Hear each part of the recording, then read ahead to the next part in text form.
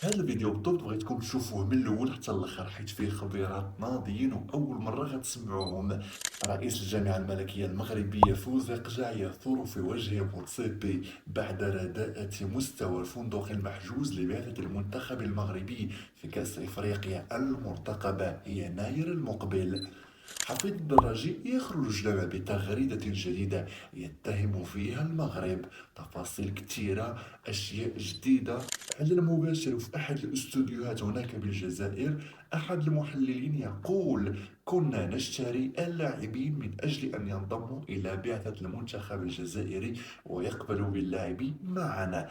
هادشي اللي كتسمعوه مشاهدينا متابعينا ليست عناوين لجذبكم ولجذب المشاهدات، وإنما هي حقائق واقعة. إذا البداية مشاهدينا غتكون مع السيد فوزي قجع رئيس الجامعة الملكية المغربية، الذي لم يرضى ولم يعجبه الفندق المحجوز لبعثة المنتخب المغربي اللي غتشارك في كأس أفريقيا المقبلة بعون الله هناك في الكوت ديفوار. الفندق طبيعة الحال اللي حجزته الكاف للمنتخب المغربي كان رديء المستوى، وفوزي قجع يعني حسب المصادر فراسل موتسيبو قال له بأنه خصو ضروري يبدل داك الفندق. راه هذا رابع عالم يا سيدي، والمنتخب المغربي هو اكبر حاجز واكبر حافز للمسوقين في كاس افريقيا. الى ما قلناش بان المنتخب المغربي راه هو اصلا اللي غيجيب المسوقين والمستشهرين لهذيك كاس افريقيا.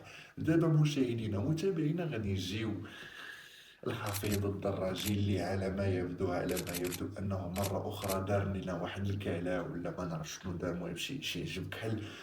اخرج لنا بواحد التغريده بطبيعه الحال باش نوضعكم في الصوره. ايرلندا مؤخرا يعني تقريبا ناضه فيها واحد الحرب اهليه. السبب شنو؟ السبب ديال الجزائري. نعم اعزائنا المشاهدين، شنو طاري؟ وانه واحد الجزائري، هادشي كنقول لكم حسب الصحف العالميه وحسب يعني مصادر عالميه، واحد الجزائري قام بطعن وثلاث اطفال ديالها امام احدى المدارس هناك بايرلندا. والسبب كما جاء يعني في عدة مصادر هو أنه يعني انتصارا لأهلنا في فلسطين. ولكن المهم هادشي كما كنقول لكم جا في مصادر عالمية ديال الصحف عالمية. السي الدراجي خرج لنا بتغريدة غريبة وعجيبة يتهم فيها أن هذاك السيد راه ماشي جزائري، راه هو مغربي. يعني مشاهدينا ما تستغربوش، هادشي راه ما كيطراش لاول مره. نشوفوا التغريده كاملين. اندلاع اعمال عنف وشغب في العاصمه الايرلنديه دبلن على خلفيه قيام مهاجر قيل عنه مغاربي.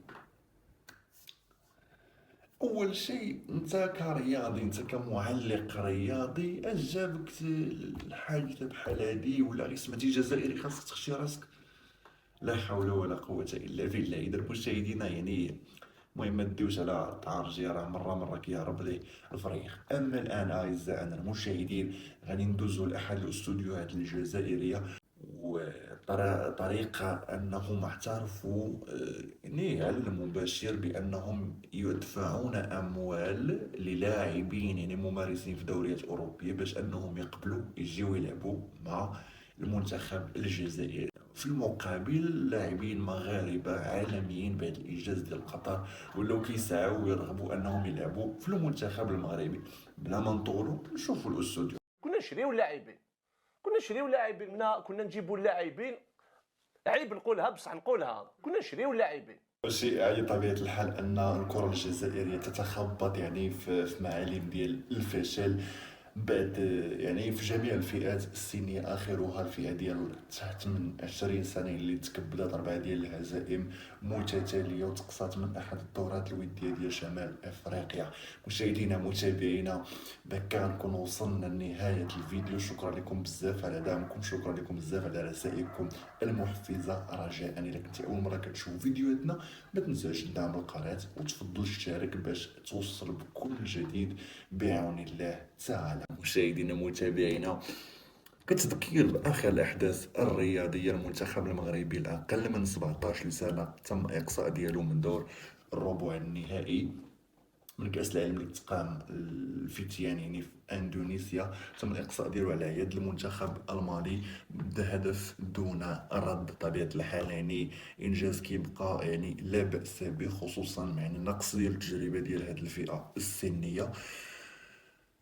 وشكون فيكم اللي كيتسنى يعني فارغ الصبر كأس أفريقيا للكبار؟ بغينا فعلا، عندنا واحد الطموح كبير فعلا أننا نشوف المنتخب المغربي في كأس أفريقيا، ونشوفوا يعني الإنجاز كيفاش غادي يكون، ونشوفوا صراحة يعني كيفاش المنتخب المغربي ديك الصورة الحقيقية اللي غادي يظهر بها، حيث المباريات الودية فعلا ما عمرها كتعطي لك يعني الصورة الحقيقية ديال الاداء ديال المنتخب ولا التكتيك ديال المدرب. وطبيعه الحال يعني هذا داخل يعني بشكل كبير يعني في التكتيك ديال المدرب الركراكي اللي كنعرفوه انه ما كيحاولش يعطي الاوراق ديالو يبينهم للخصوم ديالو. مشاهدينا ومتابعينا، نتمنى تكونوا استمتعتوا معنا في هذا الفيديو. تلاقاو غدا بعون الله في فيديوهات جداد.